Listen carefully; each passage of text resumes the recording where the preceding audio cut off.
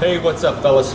This is a 1 megawatt pyrolysis burner for Tony and Carolina. They have commissioned a automated control box that enables us to shut down the burner in the event the air compressor were to fail, or an air hose were to break, or some other phenomenon were to put the fire out. We're looking at about a megawatt right there, and that right there goes way over a megawatt of power. So this thing can do more than a megawatt. I like to derate my equipment so I don't got to listen to any hassle down the road. No one can tell me that thing isn't a 1 megawatt burner. So here we are with the gaseous flame. This is propane for the test, but we'll use pyrolysis off gas in the facility. Notice how when the compressor dies, the flame goes up to a different rate. A flame eye would do us no service here, but the temperature sensor is able to sense the difference in temperature on the combustion chamber and shut the device down. Okay, Tony, Carolina, here's the setup. Now, to initially fire up the system, we're going to hit our bypass switch. And as soon as we do that, we're going to want to turn the pump off, if it's already on, that is, by hitting this button or by turning the potentiometer all the way down. So let's do that real quick. Okay, the pump is all the way off. I think I'm going to go ahead and leave that at like 20 and then just hit that button, because 20% gives us a pretty good fuel flow rate. We're going to go with that for the test. It's a little bright outside, so you still can't see my temperatures, but for the most part all the valves are open now, so we can start the system on gas. Or if you wanted to run the system on gas, that is how you would do it. You have to shut the pump down by pressing this button or by turning the potentiometer all the way off. So now that the gas is on, I'm going to go ahead and fire up the unit. Okay, so here we go. We're going to separate the men from the boys here. We're going to start the system with propane because there's going to be a lot of air bubbles in the line, and I don't want the flame to keep going out. So I have the propane flame running, and we're going to add diesel fuel now. And it puts on quite the show because I'm going to purge the line. You can see there, that was about a 1.2 megawatt blast. That's about a megawatt or more there, about 1.2 megawatts. There's a lot of air bubbles in the system when you first fire it up, so you have to run it on full blast, or else some of those bubbles could just linger in there for days and then maybe catch you when you're not looking and put the flame out on you. So air bubbles can definitely cause a flame out. When the fire goes out, it's all good. The temperature system works great. A flame eye would even work in that scenario, but a flame eye doesn't work when the air compressor dies. There's some of them air bubbles I'm telling you about. Definitely a lot. See there how it almost goes out on you? If it wasn't for that propane flame, we would have went out 10 times over. Look at all that air flowing through the system. Quite a bit of air in there. So, like I said, a flame eye or a fire eye just won't work when you have a compressor failure. That's one failure mode that they just can't handle. However, my setup is a little bit more intuitive, and it's expecting that type of flame out, so it's going to use temperature. So by using the thermocouple instead of a flame eye, we can use the temperature of the combustion chamber that allows us to shut the system down when it gets too cold. It's very hard to get that combustion chamber red hot, so if it loses a little bit of temperature, like say 5 degrees, we know something's wrong. So we want to set the thermostat within that 5-degree range. See how I'm glowing red hot in the front there? We want the on and off system to be very close. So to set it, you just hit that set button on the far left, and then you use the up and down arrow to set the temperature you want.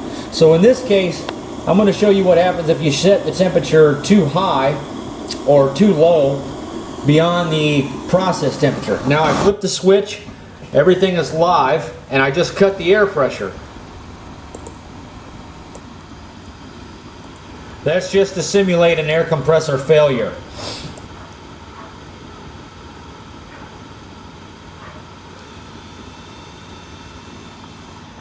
There it goes. It's off. Still a little bit of residual fuel in there, but you can see the fuel flow is shut off.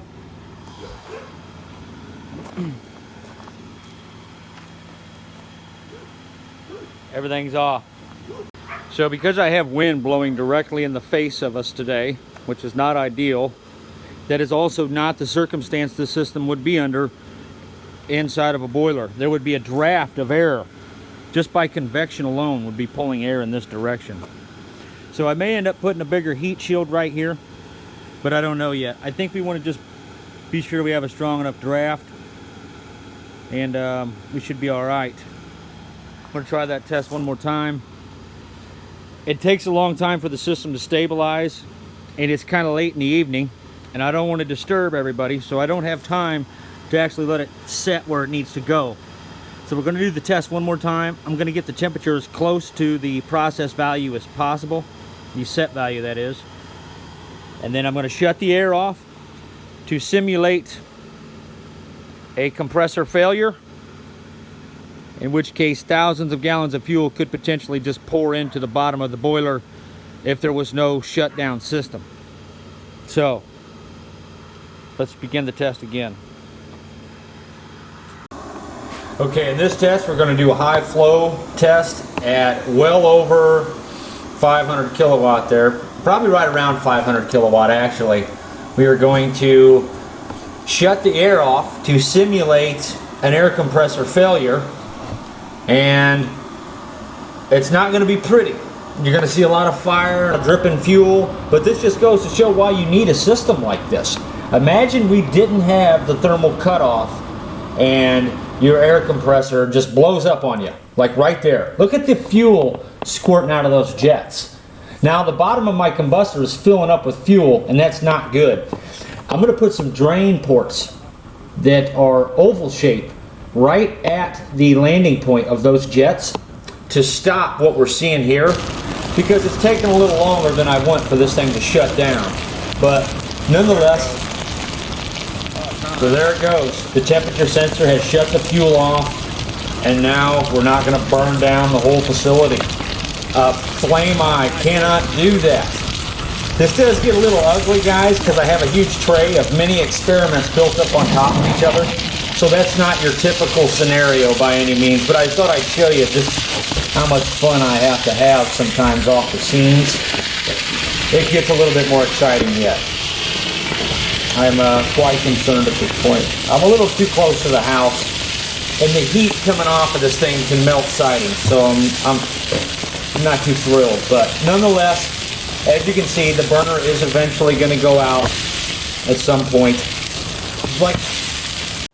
Okay, so at this point, our objective is to cut two oval-shaped slits right at the trajectory of that fuel flow that we saw. So that way the fuel will just dump right out the bottom of the burner and doesn't pan up inside of there and continue the combustion process even further. The system works as is, but it's not good enough. I want to do another test tomorrow. I am going to modify the bottom of the combustion chamber so that the fuel will dump out. I don't think it's going to affect the combustion at all. I think we're going to be okay, but that way the fuel's just falling right out the bottom, and it might not even stay lit at that point. So we got one more test. I'm going to hook that flow gauge up to your guys' control box somehow for you. I've got the parts for that, and actually I don't. I have to go back to the hardware store and buy some more elbows. So we're going to get to that eventually though, and nonetheless, by the end of this weekend, this thing's going to be done. I just want to make sure it's completely as user-friendly as possible. I don't want you guys to have to do any experimenting when you get it.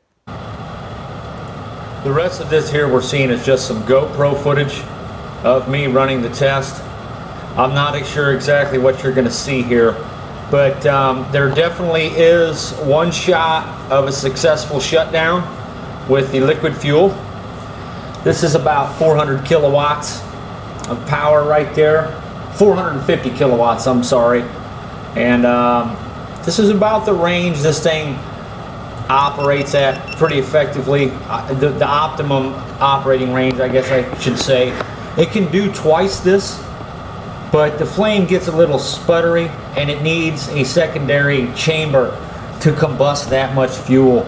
You can see we're totally burning all the fuel at this rate, but when you get up into the megawatt range, you'll see little trails of fuel droplets spraying for a minute. So it does burn it all, but I wouldn't call that optimum combustion. This is what I would say was optimum for this. This thing's just running beautiful, and it's very stable. So I don't know. It's hard to say, you know, what is the rating of a certain machine. This thing can theoretically do twice this power, but I've only rated it at, I think, a megawatt maybe. I've had it over that plenty of times. So nonetheless, we got a flame out coming up here in a second. I just wanted to, I'm trying to get the temperature to normalize on the thermocouple. That's important. Someone's going to have to sit there and watch this thing run for quite some time to get the thermocouple to normalize. Eventually the temperature should stop fluctuating drastically. Now you will have to do a little bit of experimentation in the sense that, oh, there's the flame out. You can see here the fuel's still going. The wind's blowing in a bad direction here. This isn't typically how this would work. This is not a good situation here. Because we're not stuck in a boiler, we don't have that draft we need. So you can see we've got quite the catastrophe going on. But this is what will happen if you don't have a shutdown system. I had to go ahead and end that little mess for a second because the wind is just not working out for us. This was a failed test. This is not the, see how the wind's blowing back? This is not the same environment the device would be running in. Typically you would have draft fans, ID fans, whatever they call them, or you would just have convection alone. You can see there we've even caught the stump on fire, but it's all good. We eventually get there. Testing usually just goes like this. That's just how it is. I just got to sit there and mess with this stuff for a while, and eventually I get it. But because we don't have the actual draft that we would have in the boiler from convection and the flue, or even from ID fans, we do change it up a little bit here. So I think I ended up trying it like 4 times before I finally ended up getting things where I thought they were similar to the scenario where the burner's actually going to go.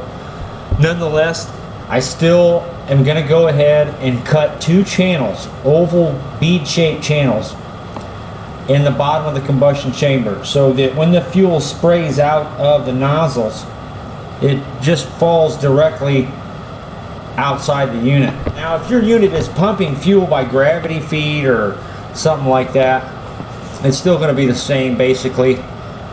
You're going to need some kind of shut-off valve if the air compressor dies. Sometimes the flame goes out and then the system shuts down almost instantly. But a lot of the times we get these fires like you see, and there's a little bit of a lag.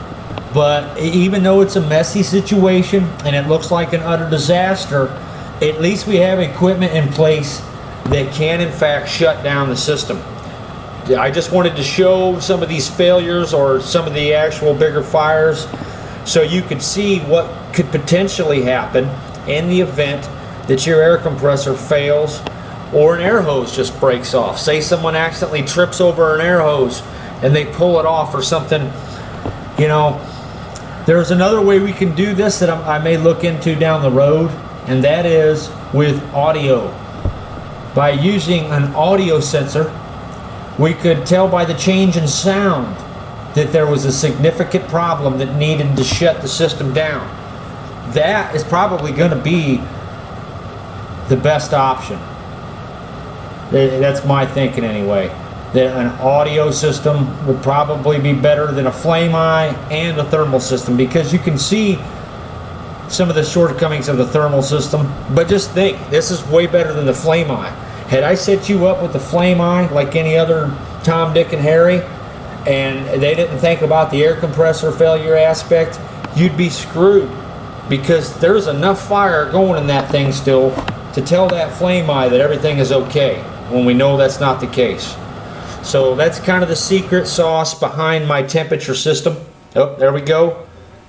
We got a flame out, and once again the wind is blowing back right on my thermocouple. And that isn't good. It's keeping the thermocouple hot enough that we're having problems. So I ended up turning on a fan in the background there to kind of imitate or simulate the draft that should be there. Yeah, it's just too windy. It does eventually shut off. It just takes too long. I went ahead and blasted it out with some air there.